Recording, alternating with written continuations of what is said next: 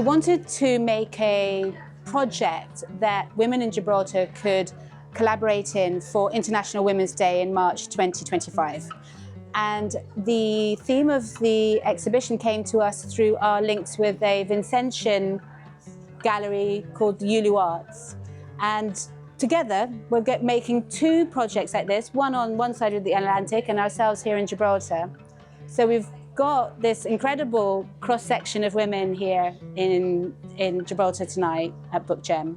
I've been delivering some writing prompts, Ellie has been delivering some illustration prompts, we've been teaching people how to fold zines, and the idea is to get your feeling of home on this zine, on this folded up bit of paper, whether that's in big chunks of writing, whether it's a story that you tell, whether it's little images combined with words, and we hope that every single zine is going to be unique and individual to the person, and that their feeling of home is going to come through in their own unique way. We've got the exhibition coming up at Gemma Gallery in March 2025. So that's part of the International Women's Month.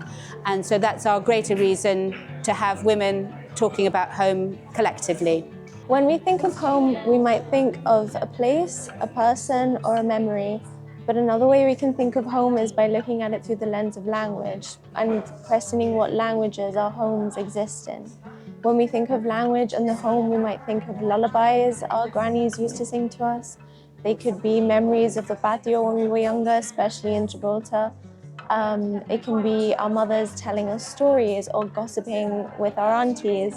It can be anything that reminds you of home. And whatever that is for you, we'd love to know, and we'd love for you to write in about it. So Masbro are giving a gift of £200 to be spent at Bookgem here, so people are quite excited about that. And Christian Hook is kindly going to be judging the work as it comes in January.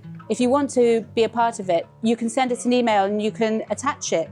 On January the 10th is the deadline for the work, and we are hoping to then collate everything well and display it beautifully at Gemma.